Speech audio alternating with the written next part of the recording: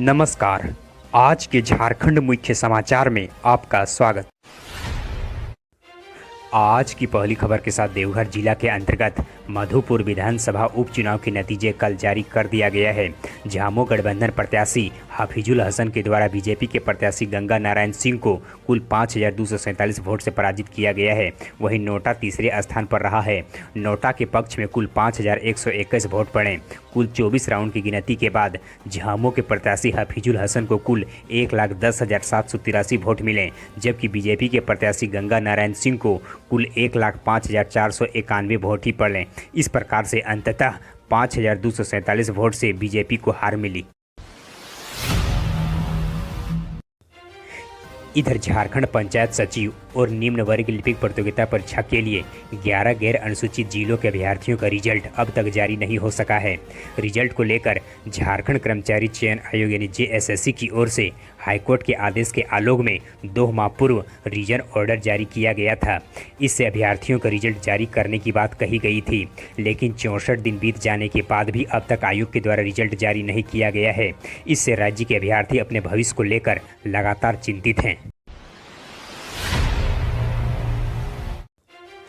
इधर देश में कोरोना वायरस का कहर लगातार बढ़ती जा रही है। दूसरी लहर के तबाही के बाद वैज्ञानिकों के द्वारा तीसरी लहर के लिए सावधान भी कर दिया गया है। संक्रमण की संख्या के साथ साथ मौत का आंकड़ा भी रिकॉर्ड तोड़ती जा रही है। कल रविवार को स्वास्थ्य मंत्रालय के द्वारा जारी आंकड़ों के मुताबिक बीते 24 घंटे में कुल 3,690 लोगों ने कोविड के कारण अपना दम तोड़ दिया। इस तरह से भारत में अब तक महामारी से मरने वाले लोगों की संख्या कुल 2,15,542 हो गई है। इस दौरान संक्रमण के 3,92,488 नए मामले सामने आए हैं। सबको मिलाकर अब तक कुल 1,92,57,400 लोग इस बीमारी के चपेट में आ चुके हैं। इधर पश्चिम बंगाल विधानसभा चुनाव में तृणमूल कांग्रेस के ममता बनर्जी को भारी जीत मिलने के बाद उन्हें चारों ओर से बधाइयां और शुभकामनाएं संदेश मिल रही है। इधर राज्य के मुख्यमंत्री श्री हेमंत सोरेन ने भी ममता बनर्जी को बधाई संदेश दिया है। हेमंत सोरेन ने अपने ट्विटर अकाउंट में लिखा है कि दीदी ममता बनर्जी और पश्चिम बंगाल की जनता को इस शानदार जीत की हार्दिक शुभकामनाएं एवं बधाई। इधर बड़कागांव के विधायक और कांग्रेस नेत्री अंबा प्रसाद ने भी ममता बनर्जी को बधाई दी है। इधर steel authority of India limited यानी सेल की ओर से बोकारो जनरल अस्पताल के लिए अनुबंध के आधार पर वॉक इन इंटरव्यू के माध्यम से डॉक्टरों और नर्सों की भर्ती के बारे में एक अधिसूचना जारी किया गया है। वॉक इन इंटरव्यू की तारीख आज 3 मई 2021 से 8 मई 2021 के बीच निर्धारित किया गया है। यह इंटरव्यू सुबह 10 बजे से 1 बजे के बीच होगी। Steel authority of India limited नई दिल्ली भारत में स्थित एक भारत सरकार के स्वामित्व वाली इस्पात विनिर्माण उद्यम है। यह इस्पात मंत्रालय भारत सरकार का स्वामित्व है। साथ ही बताते चलने की सेल के द्वारा वॉक इन इंटरव्यू के आधार पर कुल 60 पदों पर नियुक्ति करनी है। इधर पूरे देश सहित झारखंड राज्य में इस महीने यानी मई महीने को कुल 12 दिन सभी बैंक बंद रहने वाले हैं।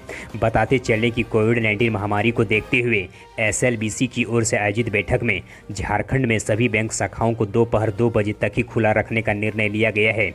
इसके बाद सुबह 10 बजे से दोपहर 2 बजे तक यानी सिर्फ 4 घंटे ही बैंक खुले रहेंगे। इससे राज्य के ग्राहकों को अपने जरूरी कामों को निपटने में थोड़ा कम ही समय मिल सकेगा। वहीं दूसरी ओर 12 दिन की छुट्टी के कारण ग्राहकों की काफ़ी परेशानियाँ हो सकती है। इधर इंदिरा गांधी ओपन यूनिवर्सिटी यानी इग्नू के क्षेत्रीय केंद्र रांची के द्वारा असाइनमेंट जमा करने की अंतिम तिथि अब 31 मई तक बढ़ा दिया गया है। विश्वविद्यालय के रजिस्ट्रार के द्वारा जारी निर्देश के मुताबिक टर्म इंड परीक्षा जून 2021 के लिए ऑनलाइन और ऑफलाइन असाइनमेंट अब 31 मई तक जमा किया जा सकता है। इधर राज्य सरकार के द्वारा राज्य के तमाम जोखिमों के बावजूद अस्पतालों से लेकर मेडिकल कैंप तक लगातार काम करने वाले चिकित्सकों और स्वास्थ्य कर्मियों को उसके परिश्रम के एवज में तोहफा देने का फैसला लिया गया है। सभी को 1 माह के वेतन के बराबर प्रोत्साहन भत्ता दिया जाएगा। इसका लाभ कोविड-19 के तहत कॉन्ट्रैक्ट ट्रेनिंग, जाँच कार्य, कोविड अस्पताल या वार्ड में कार्यरत अथवा प्रतिनियुक्त कर्मियों और चिकित्सकों को मिलेगी। स्वास्थ्य, चिकित्सा, शिक्षा एवं परिवार कल्याण मंत्रालय विभाग के द्वारा इस संदर्भ में संकल्प भी जारी कर दिया गया है। इधर हजारीबाग जिले के विधायक अंबा प्रसाद ने जिला मुख्यालय स्थित सदर अस्पताल स्थित कोविड वार्ड का औचक निरीक्षण किया। इस क्रम में उप विकास आयुक्त, सिविल सर्जन, चिकित्सा पदाधिकारी और चिकित्सकों से विधायक ने मुलाकात भी की एवं स्वास्थ्य संबंधित जुड़े सभी उपकरणों को दुरुस्त करने एवं हर चुनौतियों से निपटने को तैयार रहने को कहा। साथ ही विधायक ने कहा कि जिला मुख्यालय में जल्द से जल्द ऑक्सीजन प्लांट लगाया जाए ताकि ऑक्सीजन में हो रही कमी को निजात दिलाया जा सके। इधर जमशेदपुर जिले के अस्पतालों में बेड तथा दवाओं की काफ़ी किल्लत है। अब कोरोना जांच कराने के लिए भी लोगों को दर दर इधर उधर भटकना पड़ रहा है। कल रविवार को कई ऐसे मामले सामने आए हैं। जांच कराने के लिए लोगों को कदमा से लेकर सोनारी और साकची तक लगभग सभी केंद्र गए, लेकिन अधिकांश सेंटर बंद मिले, जिसके कारण मरीजों को काफ़ी परेशानियों का सामना करना पड़ा। अगर यही स्थिति रही तो कोरोना से जंग जीतने में झारखंड सरकार को काफ़ी मुश्किलें हो सकती है। लेटेस्ट अपडेट के लिए सब्सक्राइब करें झारखंड अलर्ट। इधर राज्य में 18 से 45 वर्ष के सभी लोगों को टीका लगाने के लिए राज्य सरकार के द्वारा पहले चरण में 50 लाख डोज के टीके का ऑर्डर भारत बायोटेक और सीरम इंस्टीट्यूट को दे दिया गया है। मनोनयन के आधार पर इन कंपनियों से खरीद के लिए राज्य स्वास्थ्य विभाग के द्वारा राज्य आकस्मिकता निधि से 250 करोड़ रुपये की अग्रिम भुगतान की स्वीकृति प्रदान की गई है। इसके लिए विभाग के द्वारा संकल्प भी जारी कर दिया गया है। साथ ही बताते चलें कि जारी आंकड़ों के अनुसार से राज्य में लगभग 1 करोड़ 60 लाख लोगों को 2 डोज के हिसाब से 3.2 करोड़ डोज की आवश्यकता होगी। इधर झारखंड राज्य से बड़ी मात्रा में ऑक्सीजन लगातार दूसरे राज्यों को दिया जा रहा है। यहां ऑक्सीजन का उत्पादन जरूरत से ज़्यादा हो रही है। इसके बावजूद झारखंड के कोरोना मरीजों को समय पर ऑक्सीजन नहीं मिल पाने की बात लगातार सामने आ रही है। इसका मुख्य वजह राज्य में रिफिलिंग प्लांटों और सिलेंडरों का अभाव तथा अस्पतालों में ऑक्सीजन टैंक नहीं लग पाने का है। अभी ऑक्सीजन से जुड़ी एक समस्या वैसे भी आ रही है, जिन्हें हाई फ्लो ऑक्सीजन की आवश्यकता है। हालांकि हाई फ्लो ऑक्सीजन की ज़रूरत महसूस करने वाले मरीजों की संख्या कम है, लेकिन जिन्हें इसकी आवश्यकता होती है उन्हें इधर उधर भटकनी पड़ रही है। इधर राज्य में राज्य सरकार के द्वारा कोरोना जांच की रफ्तार को बढ़ाने के लिए कोवास मशीन लगाने का निर्णय लिया गया है। इस मशीन के माध्यम से प्रत्येक दिन बड़ी संख्या में सैंपलों की जांच हो सकेगी। फिलहाल राजधानी रांची के रिम्स अस्पताल और दुमका के फूलो झानो मेडिकल कॉलेज में एक कोवास मशीन लगाने की अनुमति मिली है। राज्य सरकार के द्वारा इन दोनों मेडिकल कॉलेजों में एक कोवास मशीन लगाने के लिए रोचे डायग्नोस्टिक लिमिटेड को ऑर्डर दिया है। मुख्यमंत्री श्री हेमंत सोरेन ने इसे लेकर NHM झारखंड तथा कंपनी के बीच में होने वाले MOU के प्रारूप में अपनी स्वीकृति प्रदान कर दी है। इधर हजारीबाग जिले में कोरोना संक्रमण का कहर अपने चरम पर है। ऐसे में पूर्व से संचालित स्वास्थ्य सुविधाएं संक्रमितों के इलाज के लिए पर्याप्त नहीं हो रही है।